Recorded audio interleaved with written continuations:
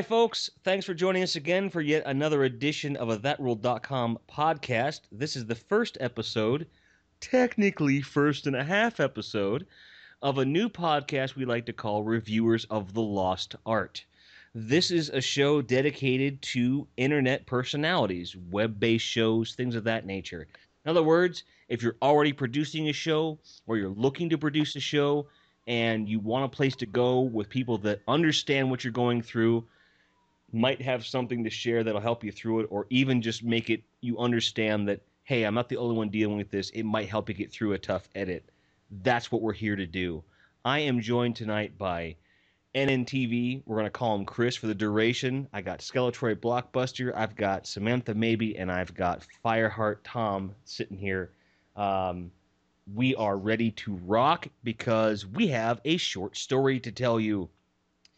Last night, the entire That Rule team, in one form or another, we all had that podcast. We talked for about, 3 hours about all of the stuff we're about to talk about again. Tried a new program, and I was trying to capture video stream along with audio, and yeah, completely corrupt. It wasn't. It was worse than that. It was like a malicious one. So it was more like, oh shit, It was horrible. It was soul crushing. I didn't know that it was corrupt until after I talked to Troy. Troy and I were recording. The program went, and it just completely froze up and it was gone. I'm sorry. It went what? That's what it did. So yeah, pretty much. Jimmy was just like, "Fuck, I gotta go. Bye." yeah, Done. and then I went back and I checked all the different videos. I went through and I tried to edit through the audio that was there. There was about what I had cut together was about 45 minutes, about 3 minutes of which I should have gone back and cut. But when it was all said and done, there was a lot of incomplete stories in there, and nothing we couldn't reproduce by telling the stories again. So the first thing we talked about last night, which brought some pretty cool stories, was software selection. If you're starting a web series, one of the first things you're going to need, it doesn't really matter how you're capturing, where you're shooting. Once you've got the footage, well, how do you put it together? Because you could have a $19,000 HD camera, but if you don't have decent editing software, you might as well throw it out the window, but wait until I'm under the window when you throw it so I can catch it, run away, and laugh at you. I found it interesting that 2 out of 5 of us still use Windows Movie Maker to varying degrees of success. I started on it, and it worked okay. But when I started ThatRule.com, Windows Movie Maker, I knew it wasn't going to fit the bill. So I will very quickly go through my experience with that program and the other programs and so on. But we'll start with Windows Movie Maker. So when I first started doing video editing and was taking it somewhat seriously, I was doing a lot of documentary type of footage. And I was running Windows Vista at the time.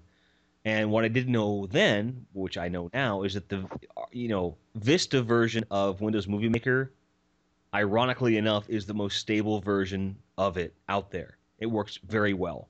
Put some of the XP plugins in there, and you've got some pretty good functionality. The Windows 7 version, on the surface, looks okay. I'll let Chris tell you about that. Yeah, the XP version, forget it. Fucking forget it. Tom had a render problem today. We have a group on Skype here, and he just had this big, "I will defeat you, motherfucker!" That's not how he sounds, but that's how I heard it in my head. And I was just like, "You poor ginger Australian, I'm so sorry you have to deal with this program. It's horrible." But I used Vista, and it worked well at the time. And sometime, I'd say spring of this year, I had said, "Fuck it, I've had enough of Vista. You can suck it. I've got a great processor and a lot of RAM, and you're using all of it up. I don't want you to do that anymore." So I installed XP Pro and got done with it, and I went through this great process. Don't shake your head at me. I see.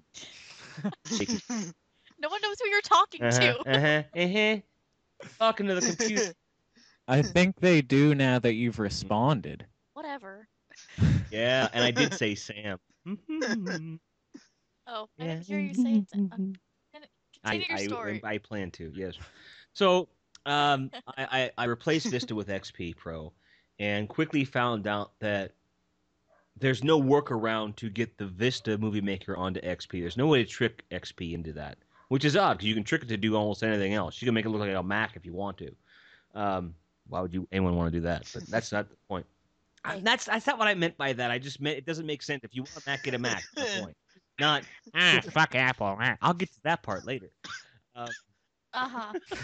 So it became apparent that I needed something else, and that's a journey that I'll get into on the next rounding of the circle. So we're just going to go through the round table with all of our experiences with Movie Maker, and I think it's very appropriate that we start with Mr. NNTV Chris, because my goodness, you've got some stories, pal. Oh my god. Okay. There's many reasons why you should not use the Windows 7 version of it. My stories, I should say, are prime examples.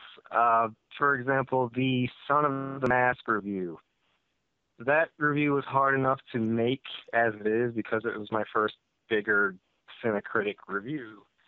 But the Movie Maker didn't want to work, and I found out that the longer the videos ran, the more problems Movie Maker kept spitting out. Just error messages popped up all over the windows in it, and I was really getting fed up with it.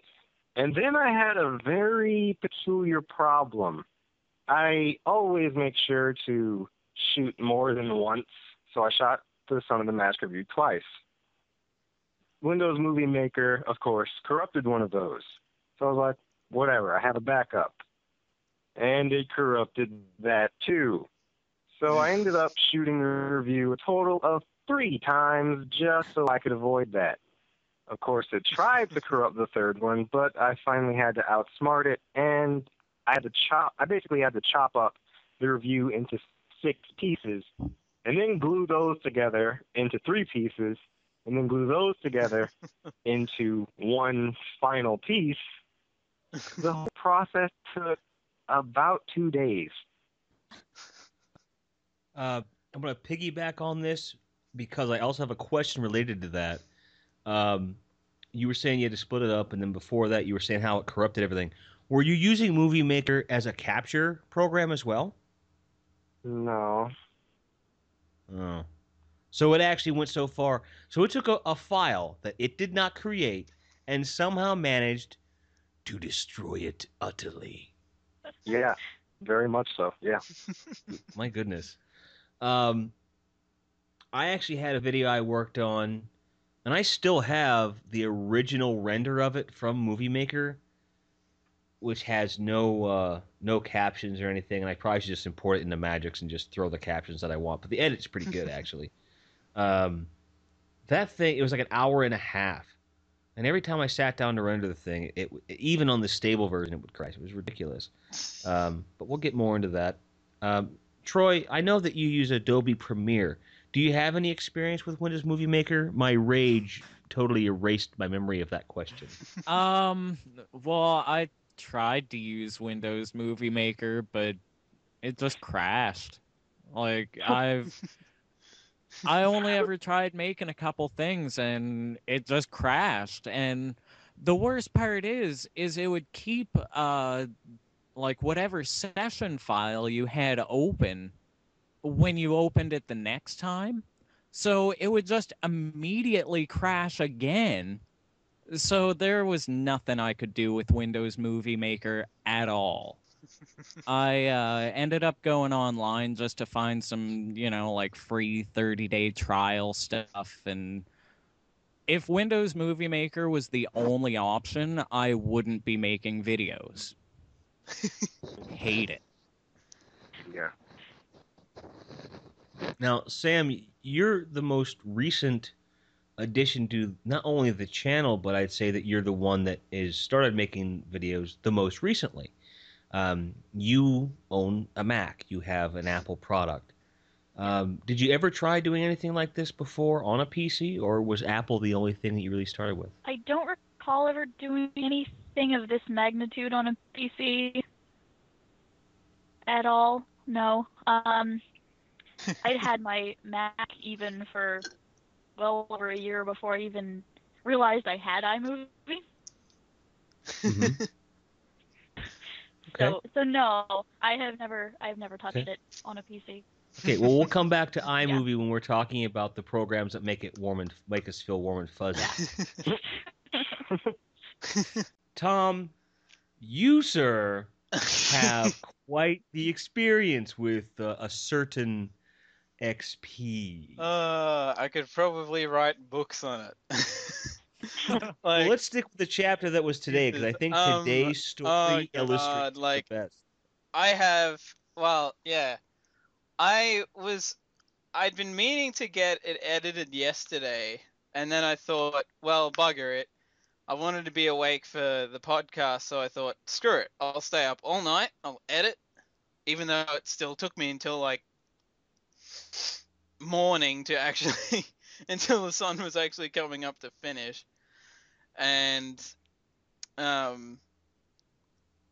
like every couple of minutes, it would normally it'll like there's two things it'll do. It'll either kind of freeze a bit, and all you have to do is like double click somewhere where it won't affect anything, so it knows that it's acting up, and then it'll like fix itself up. Or it'll do what it always seems to do to me when I'm that close to being fucking finished, where it will just crash every single fucking time I do like one little thing. And it gets to the point where I'm like, I feel like putting my fucking fist through the monitor. I'm just like, God damn it. God, stop fucking crashing on me, you stupid piece of crap. Hello. I will, I'm like, Kelsey I Grammer. seriously Do you think... like crashing? I seriously Do you like think crashing? there's someone that works for Microsoft who thought it would be a funny joke to make no version of this thing work properly, and he probably got Bill Gates high and actually convinced him that it was a good idea, and so that's how that happened. Bill Gates is kind of like, he's heroin and peyote incarnate. He's kind of like, yeah, I made my entire fortune on 1 zeros in sand. Fuck you. If you really think about it, everything we're talking about, all the software we're using right now to do what we're doing, everything we have that relates to our business as entertainers comes down to ones, zeros, and highly compacted sand.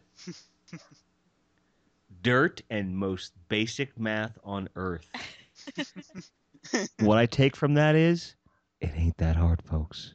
It ain't that hard until you make it that way. The thing is that you have to be able to move past this kind of stuff, and that's kind of where we're getting to the next segment here, which is finding what works. I know that I've used Windows Movie Maker. I used Vegas, and here's the part where you guys get to laugh at me yet again. I've told this story to you guys several times, but you guys find it so much fun. I think I'll just tell the story again. Story time, Daddy. Right. So I had a crushing experience with Sony Vegas. I will preface it by saying that with a powerful enough computer, Sony Vegas is quite possibly the ideal rendering software. It is very, very intuitive, and out of the box, it just screams. However, if you are on a budget and you're just starting out, it ain't for you. Got it? Ain't for you. So, I started using Vegas because I was like, oh, this is, wow. And I was freaking out, loving it. And I was like, it doesn't crash, it doesn't do this, it doesn't do that. And then it did something in XP, Vista, or any other version of Movie Maker never did. Completely fucked my entire hard drive. Well, the partition. I had to completely re-image the system partition of my laptop hard drive because a 10-minute video crashed it so hard that I had to re-image my disk. And rather Or maybe than... it was just that the video was so awesome that the computer couldn't handle it. No, I've rolled seen too my hard. I appreciate the thought, but you've all seen my Transformers the movie review. It's not that good. It's not that good at all. I would barely call it good. Let's face facts. I hit my stride with the Vindicator. I admit that. It's okay. But that video just... And I think a lot of it did have to do with the fact that I was using software that was fighting me every step of the way. So a lot of the intuitive nature of editing was being lost because I was just trying to get through it and get it done. Which is why my first year anniversary will be a redo of that video. But moving on. I had the exact same experience with that video that Chris did with his Son of the Mask review. I got to a point where just importing video into Sony Vegas, I had to convert it from the WMV I had captured to AVI, which I don't like that format at all to begin with, if I can help it. So right away, even in a lossless conversion, there's a degree of compression. There's no way around it. It's going to happen. So now I've got video that's been compressed once. Go in, go to edit.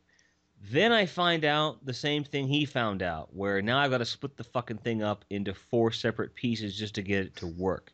Now I've got to render each of those 4 pieces and then put those 4 pieces together. So that's 2 more passes of compression. Then you put it online and it compresses it again.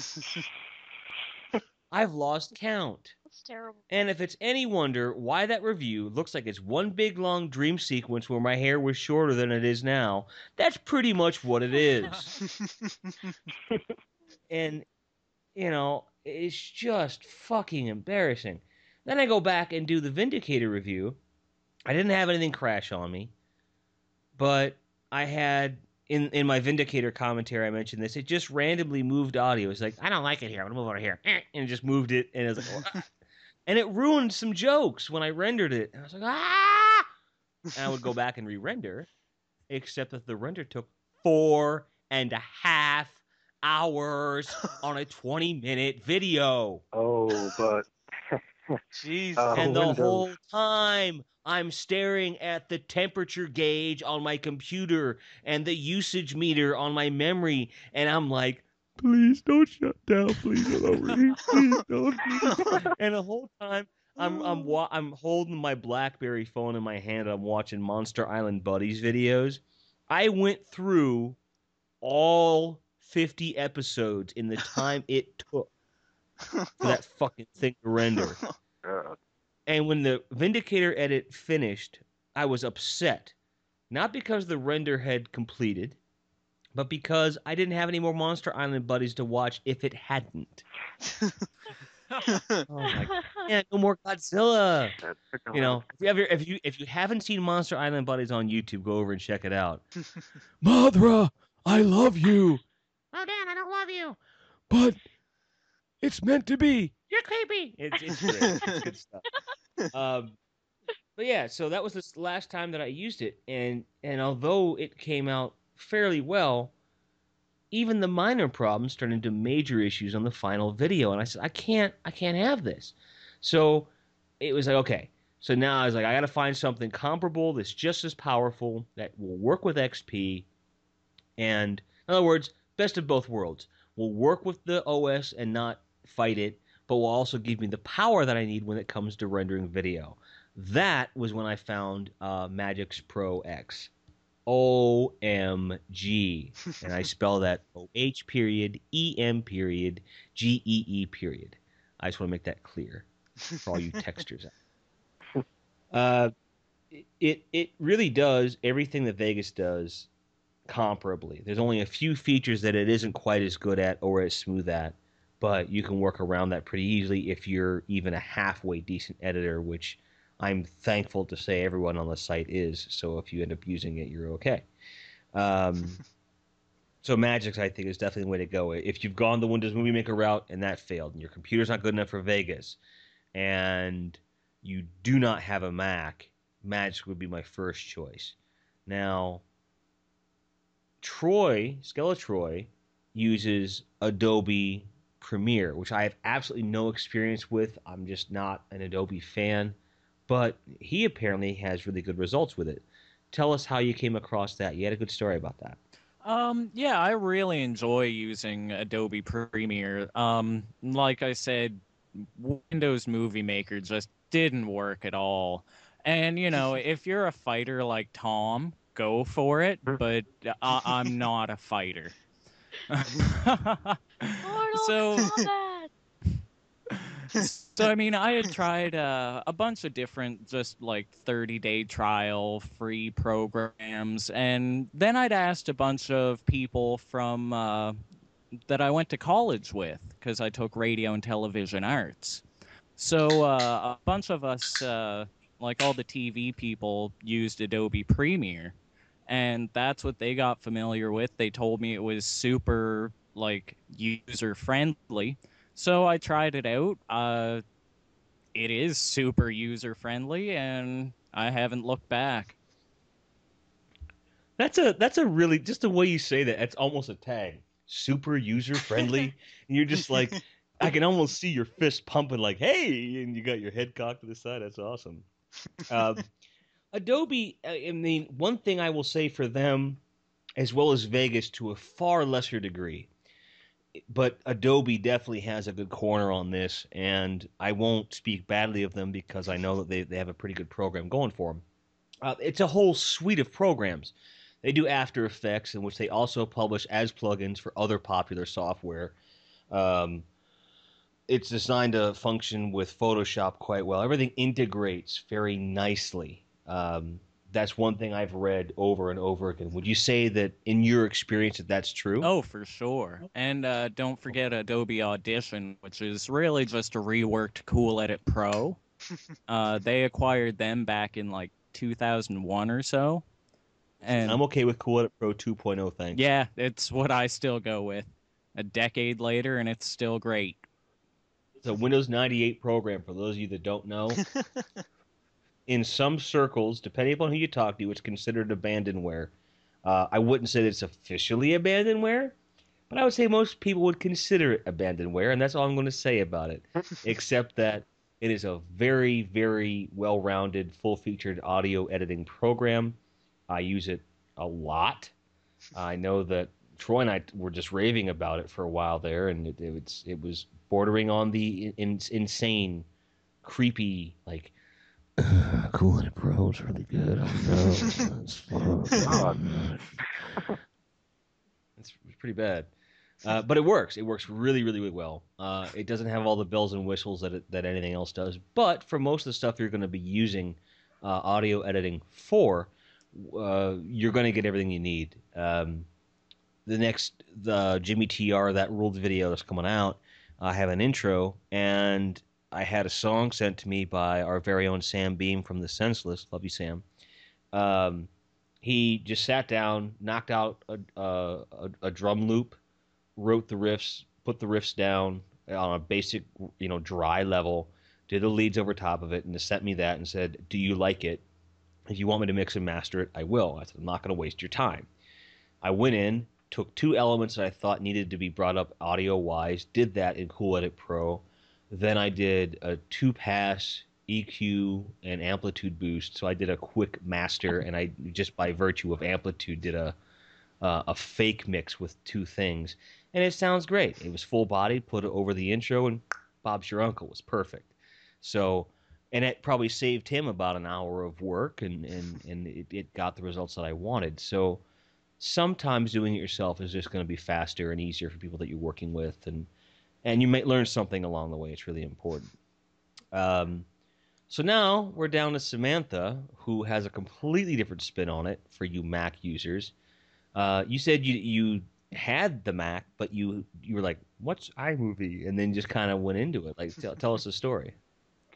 Well, my first experience with iMovie was in conjunction with Photo Booth because at the time I made my very first video, the Doctor Who music video, I didn't know how to record through iMovie. I only knew how to record through Photo Booth, which turned out very badly because the video quality is about the same, but for some reason, I still don't know why. I have thoughts about why this happened, but the audio in the video was completely out of sync. And so for every clip I used, I had to adjust the audio and make sure it was in time with the video, which took forever. So my first two videos, actually, the first Supernatural review and my Doctor Who song, I had to do that for both of them. So they took far longer than they should have. But the first time I used iMovie, other experiences, I think, to what some of you have gone through with Movie Maker, that it kept freezing literally every 3 seconds. Anytime I would do anything, it would freeze. And since then, I haven't changed anything about what I do or what I have open while I use iMovie, but it works just fine. Steve Jobs was testing you to see if you were really serious about making videos. Yeah, that's what it was. From beyond the grave. Yes. But no, it's been fine since then. And now that I've kind of adjusted to where things are and stuff, like I had no idea how to do transitions when I started. I had no idea how to, put my nifty that rolled text overlay over the video. But now that I've found all of that, it's been pretty easy. And I don't know. I haven't been able to have any help. No one I know makes videos, or I know very people with Macs that make videos. So I know that there's a pretty strong community of support. I know that their forums are pretty robust. That's my main source. Yeah, Google's your friend. I mean, that brings up an excellent point, that anytime you're having an issue, I guarantee you someone else has had the same issue, even if they're making a different type of video. Go out and look for it. The more specific you can be, the better, especially when you're doing a Google search. YouTube is also your friend on things like that. Yeah. Yes. I hate watching those videos. For some reason, I can't stand it. There's always this, and then it's like that stupid shit where they type on the screen. The capture's like, look, I understand that you know how to use your capture software very well. Just get on there and be like, all right, here's how you do it. Click, click, click, click, click. That's how the video. Well, yeah, you find the ones that are like 2 minutes or less. I went on YouTube to find, I needed to learn about color correction, and I just found one that was like 1.5 minutes long, and it was like, boom, this is how you do it. Done. Okay. And I'll just throw this out there. If you're listening to this podcast right now and you are having a problem and it's involving software that one of us use, and it's something that you're like, fuck, I don't know how to do that, or you see something, you're like, how did you do that? Send us a comment, write an email, come to the forums. That's your best bet. We have our own forums, forums.thatrule.com, and we'll help you out the best we can. If we have to put together a video to do that, we'll do it. We'll definitely help you out. That's the whole reason for this podcast, is that we've been there. We have been through the growing pains, and we're still going through them. It's a constant learning experience when you create. So never hesitate to reach out to somebody. And we're doing this because of the love we have for the internet as an entertainment medium.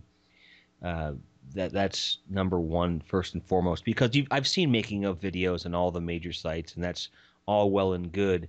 And they kind of say, well, what I typically do is I write the script, and then I do this, and then there's the software I use, and this and that. It doesn't tell me anything. I learn nothing. It's entertaining, and I enjoy that sort of thing, but it's not informative. So, I just wanted to give people another place to go where they could get, at the very least, have some commiseration of like, oh my god, fucking this fucking program, jeez, and so on.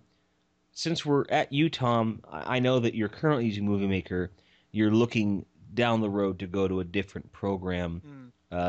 Chris and I have talked about it at length, and after I told him about Vegas, I believe you are going with Magix. Is that right, Chris? I'm going to see what I can do, but Magix is the one I'm leaning towards. Okay. Tom, do you have something that you have your eye on when it comes to that when you're moving on, or are you kind of just in that stage of I'll burn that bridge when I have money to burn? Yeah, I'm kind of I'm kind of on that stage, but when I remember when we were trying to do this yesterday, and you were talking about Magix and whatever, I was like, okay, it's basically this more expensive one, but cheaper. I could probably go with that.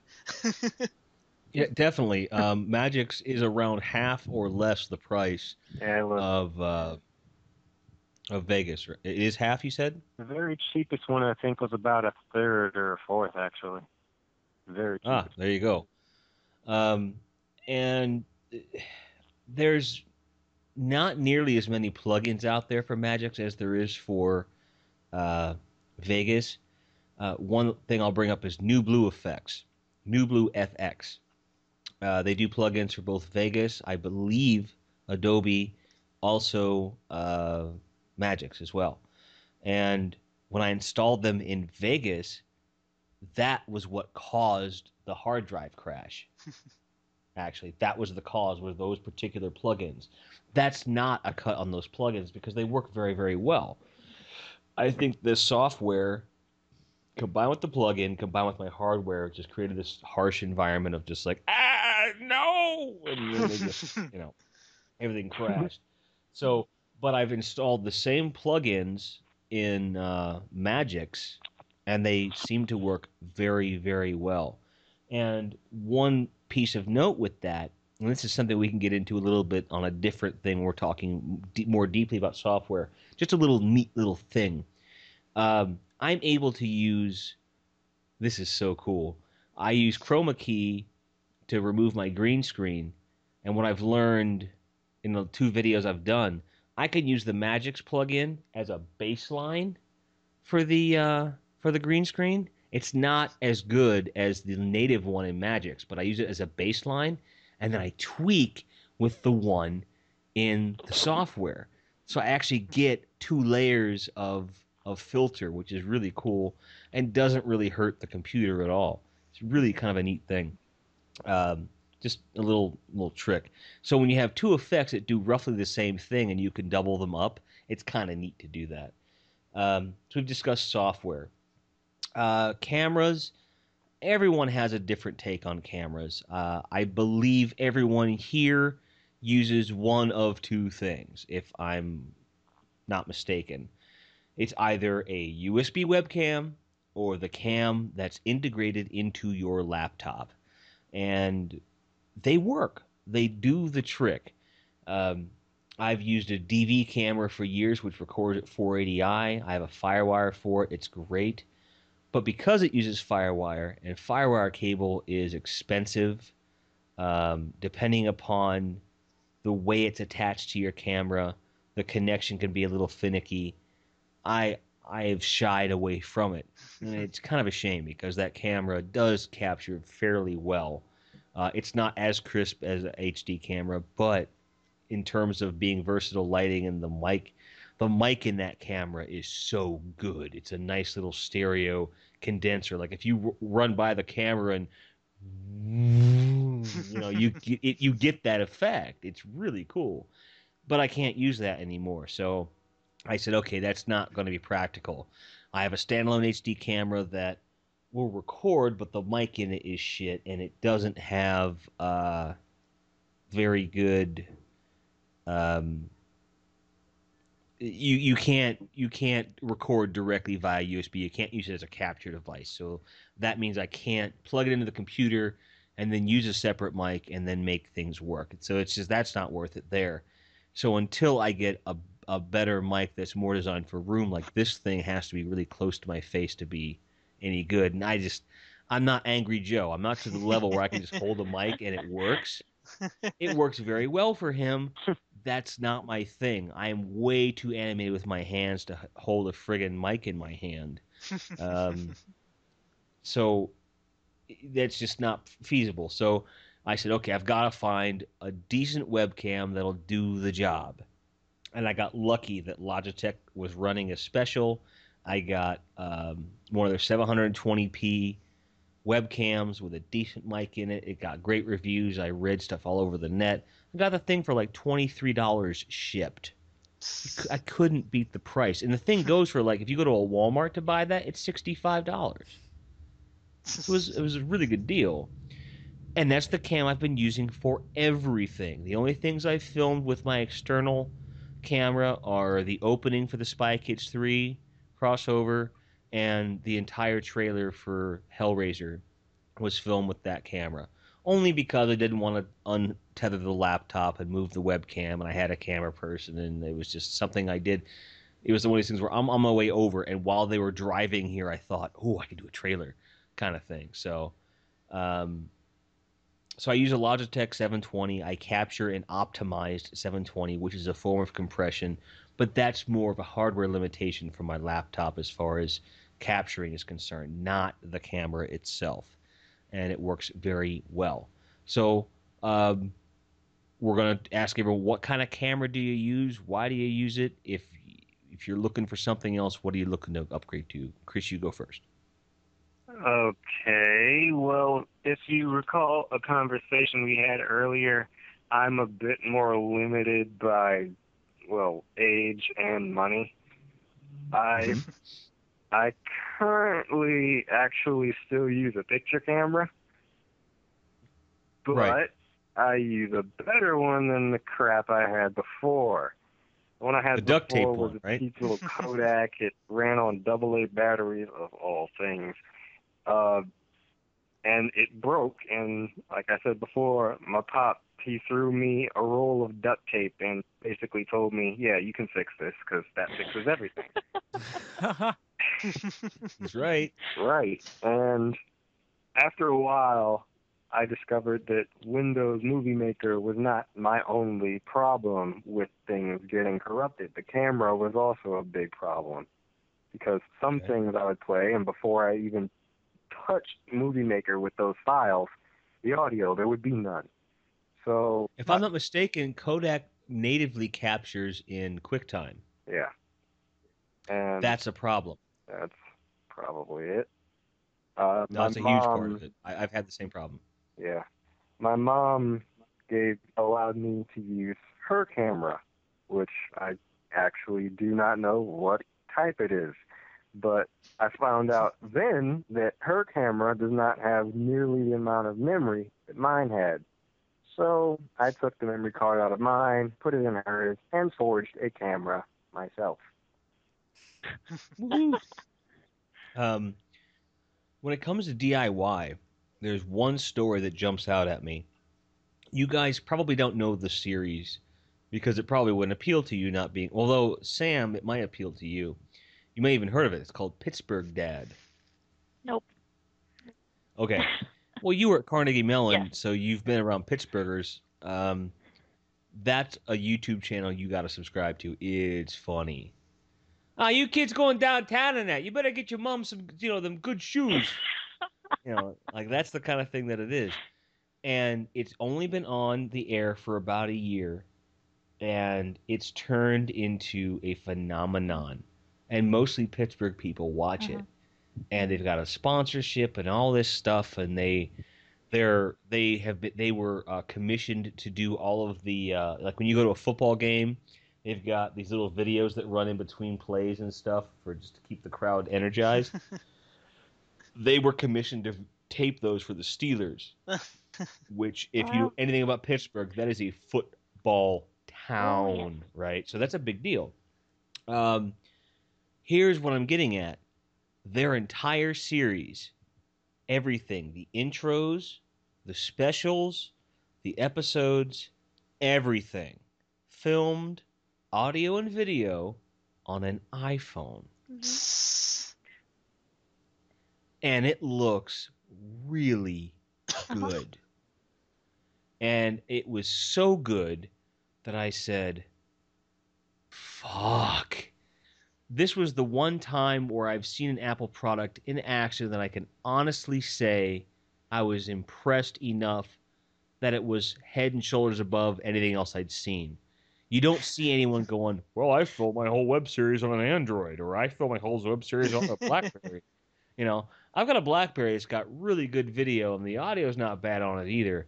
But I wouldn't dream of trying to film that ruled on my BlackBerry. And it's a good one. No. It's the most expensive BlackBerry that's out there, next to the Torch, because it's got the international stuff and on it and whatever. Because I'm like that. You know, it was just very impressive.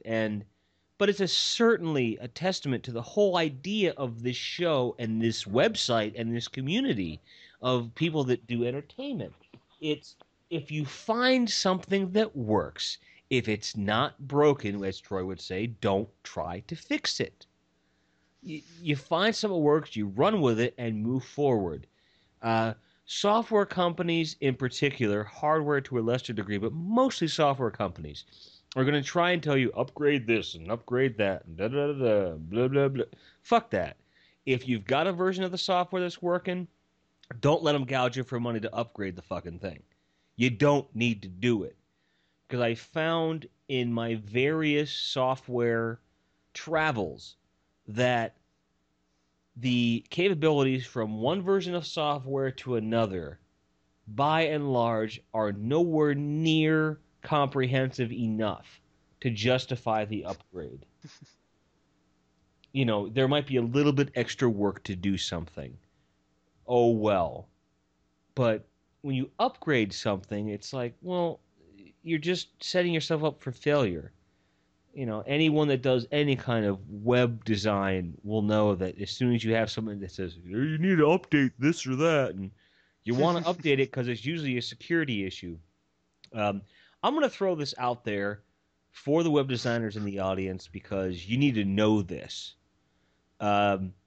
If you have a site that is WordPress based and you're hosting it somewhere rather than using WordPress.com, when a WordPress update comes out, you better fucking damn well do it immediately. You know why? Because when they release an update to WordPress, they simultaneously release a complete and comprehensive indexed list of all the security fucking things that it fixed. So hackers have a list of attacks they can use on people that don't update their fucking WordPress. Ha! Yeah. So if you guys ever wonder why I stress out when any little thing on the site doesn't, ceases to work, that's why. And that kind of brings me to something else we talked about last night. When you're making these videos, you put a lot of work into them. It's your heart and soul. You wear your heart in your sleeve. It's important to you. It's something that's great. But what if nobody watches? Well, then the question is, how do you get somebody to watch? YouTube's great, but it's hit or miss on whether or not someone's going to watch your shit. Right. I've got videos on YouTube that have thousands of hits. I was in the right place at the right time with the right subject matter. It has nothing to do with this site or this show at all.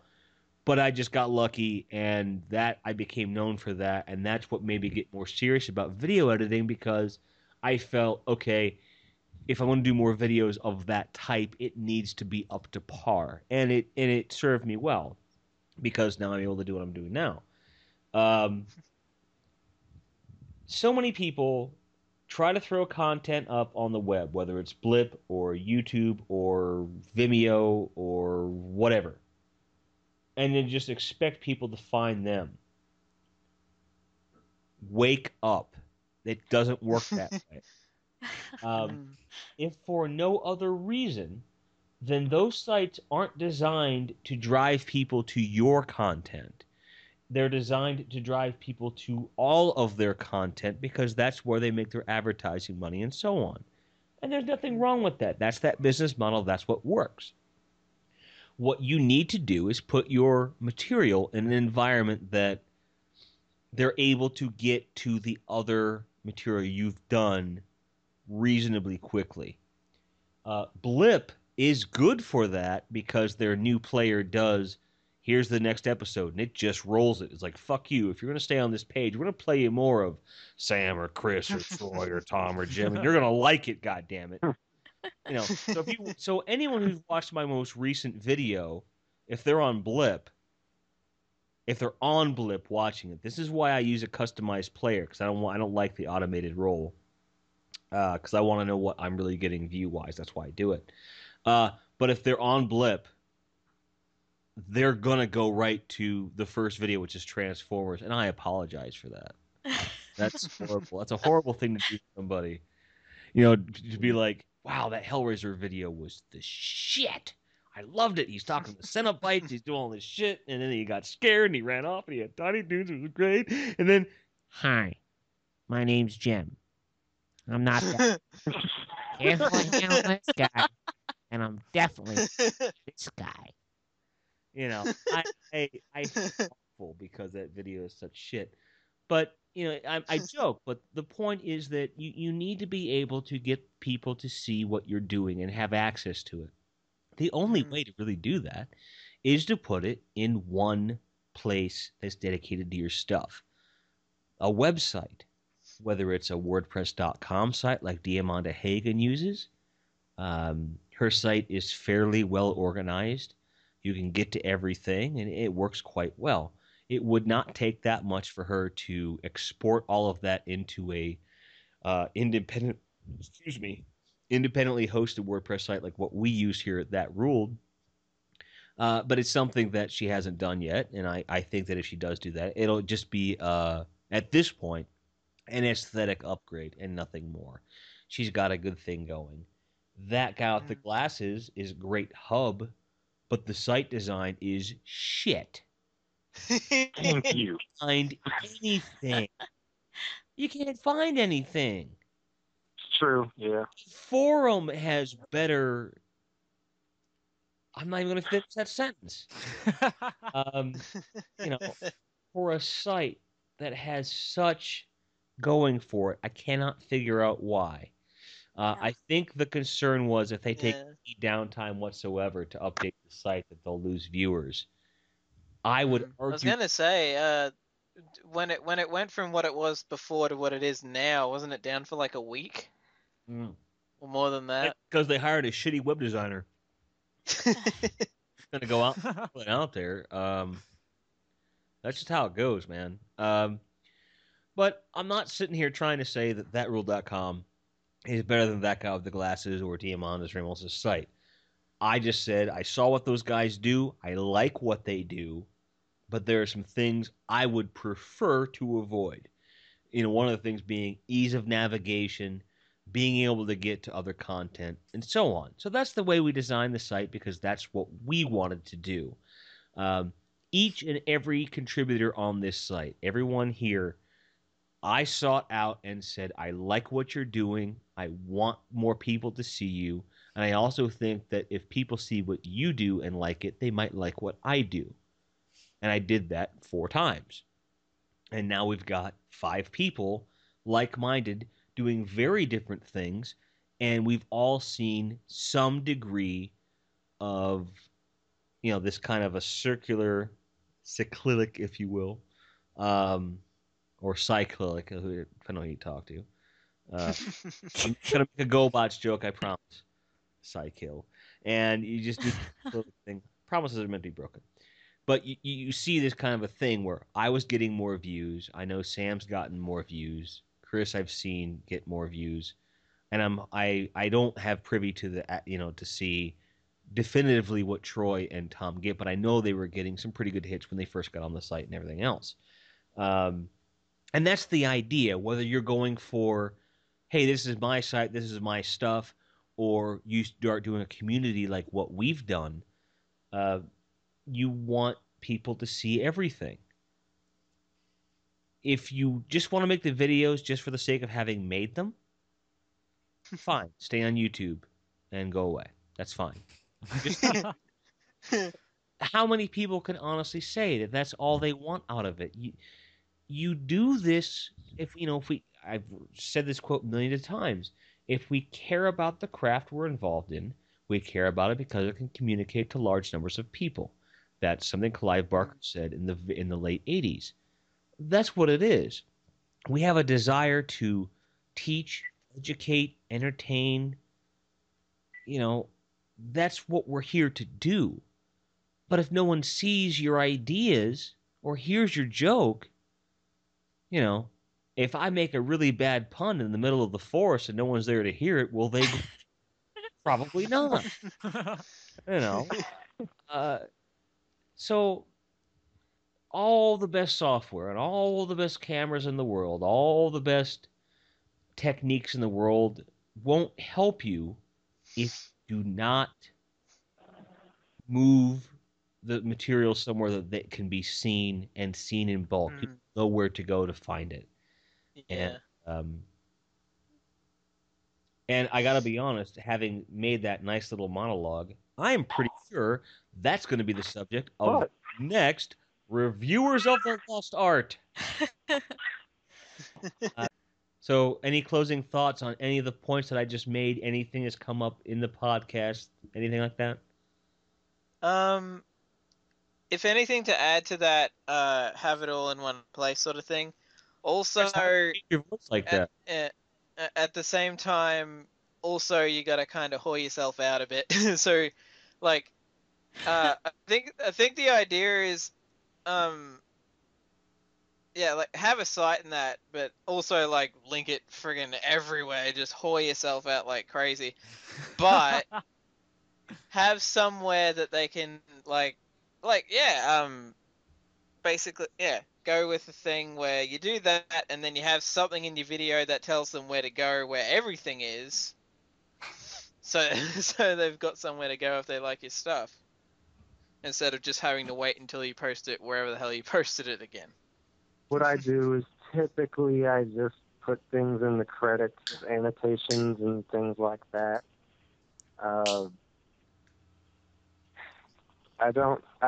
When I had my YouTube account, and I still have it, I just rarely use it, the annotations I'd put links to, so it would immediately link you to the onslaught of videos that I had, but it doesn't quite work anymore because I'm at, 30? So, right. Currently, I don't really have anything going for that. Okay. Troy, you have a tendency to kind of sit back and wait. I know we've covered a lot in the last 10 minutes. Anything that came up that you want to just blurt out? Yeah, the thing that you were saying at the very end, just about getting the exposure and getting the support. That's what it really all boils down to for me. And, it's why I can't thank you enough for asking me to come onto that ruled. Just because, I've been doing the YouTube thing for a long time now. And to be honest, I kind of felt like I was just, floating on a raft in a sea by myself. And because of this, I feel like I'm somewhere where I belong now. And, part of it is about getting the exposure and getting the views. But another big part for me is just, developing the relationships with other people online to be able to create something like this. I wouldn't be doing a podcast right now if I was still just making videos by myself. That's a good point. I suppose, since you brought that up, I'll just tell a really quick anecdote about this. The podcast, the first one, when that ruled the world, and then later this one, they were born out of two distinct things. I was having a really rough week. A lot of things were going on. around the extended family, and my schedule just went completely belly up. Everything I thought I was going to get done video-wise wasn't happening. And then when I sat down, okay, finally, okay, I've got to do this. I've got to get this done. I couldn't focus enough to write a script. And I chatted to all the guys, and I said, I just want to it was spur of the moment. I'm like, Tom, everybody, whoever's available, hey, I just want to record a podcast. I just want to do something because I can't write a script, and I got to do something or else I'm going to go insane. It was designed to keep me busy. There's something I've always said, and I said it before, when in doubt, create. And that's where this came from. And if I didn't have this circle of people on the site to do that with, I'd still be sitting in a corner of my condo somewhere with nervous energy, not knowing where to point it. So even if you don't do a group-based website or you don't join a forum, find somebody that understands what you're doing and collaborate with them, even if it is just to swap stories. I have a friend now that when I'm doing an edit, it's tradition. He'll come over. Usually after work, he'll bring a 6-pack of beer and he'll watch me edit. And sometimes he contributes jokes. In the Hellraiser where Frank goes, I can taste that. Smoke! That was his contribution. He's like, you got to do the Family Guy thing there. I hadn't even thought of that. And I was gonna. I had a totally different stinger in mind for the end of that video, but when he saw the Predator, take off your clothes, he laughed so hard. I was like, that's gotta be the stinger now because it's perfect. It was perfect. So so whether it's someone to watch you edit and just keep you motivated, or a significant other, or a friend, or a forum, or a site, you're not alone. There's so many of us out there that do this. Reach out to people. It's really important. I mean, that's the whole point of this show right here, is we've all felt like we're the only ones doing this at one point or another. And the site and the community exists because we want to say, you're not. Sam, was there anything that was brought up in the last 10 minutes do you want to touch on? Oh yeah, sure. I mean, thankfully I haven't felt like I was the only one doing this for very long, because I think I was literally on YouTube for a week. Yep.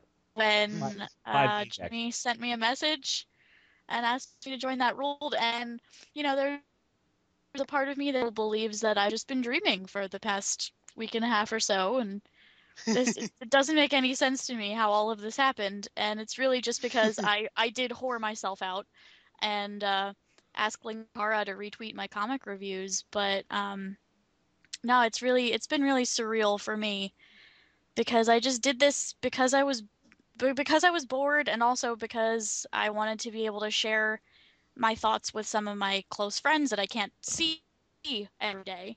So that's really how everything was born, and now I'm here, and it's weird, but it's awesome, and I've been loving it. So yeah, it's great to have a group of people to do it with, definitely. And even if I was doing it alone, I'd still do it, but I definitely feel more motivated having a community and knowing that there will always be people to watch my stuff. So Absolutely. I mean, and just to really, as quickly as possible, talk about this. I was on Twitter, and I'm going to throw this out there. I'll go into way more detail on this on the next episode, but I abhor Twitter. I have a blog that I keep on Tumblr. I am That's not hilarious. going to. That's Yeah, hilarious. I know. I hate it with a passion. I have a blog. I'm not going to plug it. I'm not going to tell you what the link is because it's anonymous, and I like it that way. One of my very first posts was, I cannot, by any reason of logic, find a reason that Twitter should exist.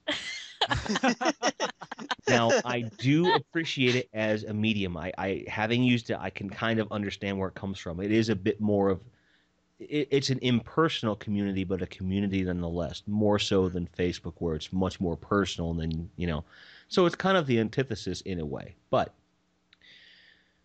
Linkara is very generous with his retweets. He's retweeted me before, and he did retweet Samantha that day. And I never, ever watch retweets. I don't pay any attention to them. I happened to refresh Twitter. I saw it, the plot and I went, and I believe the words Doctor Who were in it. Yes. And I'm not a Doctor Who fan at all. But I just, something about it, I was like, fuck it. I'm not doing anything. I'm waiting for coffee to brew. This is probably a short video. Fuck, I'll just watch it. Who cares? Click. And there was Samantha Maybe. and I watched the video, and I'm like, wow, this lady has her shit together. Then I look at her uploads, and I see how many videos she's got. I see how many views she'd gotten.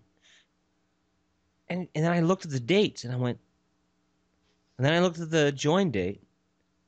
I'm like, that's got to be a fucking typo. 5 days. I'm like, no one should be this good at what they do at that thing. And I'll be honest. I've said it to the other guys. I don't know that I've ever said it to you, Sam. I felt like if I don't extend an olive branch to this girl, someone else will. So I said, you're awesome. Come hang out. We've got way too much sausage over here. We could use a different we could use a different perspective, and I'm grateful that it's worked out as well as it has. I can't imagine the site without you. It was one of those happy accidents, and you've got to just be so open. Funny. That is so funny. Yeah, it's exactly how. Because I was just kind of like a meh, fuck it, click. She's pretty cool. What? Email. And just type it out, and then there you went. And Tom was actually the first person. Chris and Tom I reached out to pretty much at the same time. And I saw them both doing something that I'd seen done before, but not quite in the way they were doing it. Troy was like, hey, I'm doing something no one else is doing, but no one was seeing his shit. Yeah. And I'd seen it before, and I'd watched it, and I liked it, but I just waited. And then he posts something on the forums over at that guy, and was like, hey, anyone ever think of doing a community? And I thought to myself, because he mentioned he wasn't good with web stuff. I've been doing web stuff for a long time. And I said, okay, this guy needs a support system. I don't know if he would accept an invitation to join something already in progress, because I thought he had a pretty clear vision. At the time, I was like, he's probably got an idea of what he wants to do, and he wants to run with it. But I thought, I'll go for broke. I'll ask him because I think he'd be perfect. And thank goodness he said yes. Well, see, that's the thing too, right? Like, I have all these ideas, but I don't want to be the leader, if that makes sense at all. I just want the guy who can make my videos and have somebody else take care of all the rest of the little details. So I'm smiling, guys. All of you right now. After I saw a couple of Jimmy's videos and a couple of Chris's videos and a couple of Tom's videos, I was just like, fuck yeah, I'm sold. Sign me up. Nice. Let me join the band of merry men. Where are my tights? Nice. Nice. Tom said something that I loved, which was the sweetest thing, because it was still just me at that point. I had no other, because Chris had responded, but he wasn't quite there yet. He wasn't sure. So there was no one else on the site. It was just me. And Tom goes, I'd be stupid to pass that up. And it was like, sweet. And then what's funny is that right as he said yes, I gave him his credentials. I had just changed the layout of the site to where recent posts would show up. Motherfucker went in and did like 20 fucking videos. So like the front page is just Tom. That's why for the longest time I had that little widget that just had 5 of my videos, because I was like, I want to make sure they can get to mine. And it was Actually. just perfect. And then but once Chris came on and Troy came on and Sam came on, and then everyone is kind of posting when they post, it's a nice mix of everything and it works out really well. I started this site and these videos much out of the same thing most of you guys did. I was bored. I wanted something to do. And the site itself was just like, it's just, for me, it was just, it's just another website. I have literally over 20 or 30 now sites that I run. Only a very small portion of those get a lot of traffic. The rest of them are just kind of like, hey, check that out. That's a religion based on Godzilla. Go. It's true. I'm an ordained minister of a religion based on worshiping Godzilla. That's fucking awesome. Yeah, I'm performing a wedding next year and everything. Oh my gosh. Yeah, I could do one right now, but it was just like, okay, I'm just gonna put a website together because I understood that there needed to be that structure, because I really didn't like YouTube or Blip's structure. It's meant to be a platform to put it there, and it fills in gaps for certain needs. So I built the website just because I understood that. And I post some videos, get a whole lot of views. And then I went away for a while. I was doing some other stuff with other websites, trying to get some income going. And then that began to go back up. And I, partially out of guilt, partially out of me missing it, I was like, I got to come back and do some more stuff. So that's when, A View to a Kill came to fruition. I finished the RoboCop versus Terminator video. And I'm like, I got these 2 things off my back. I want to do more. And as I began to do just a couple more videos, it was only like 2 more of those videos had come in, I was starting to see people watching my stuff because there was more material.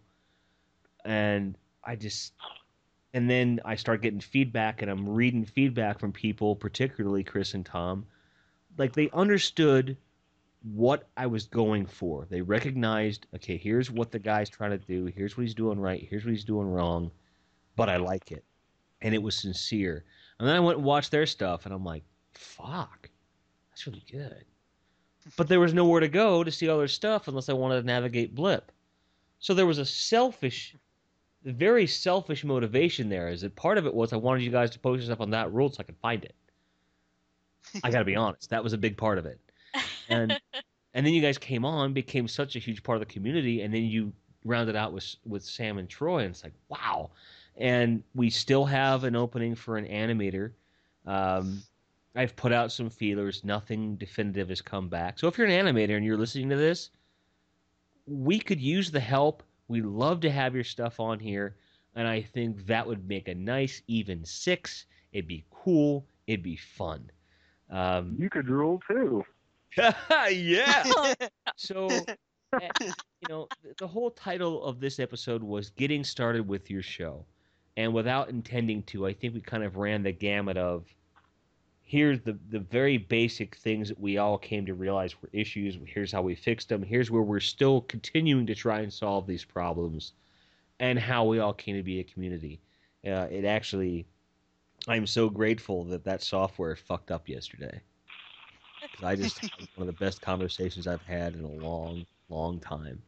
For those of you listening, thank you so much for tuning into ThatRule.com's reviewers of the Lost Art.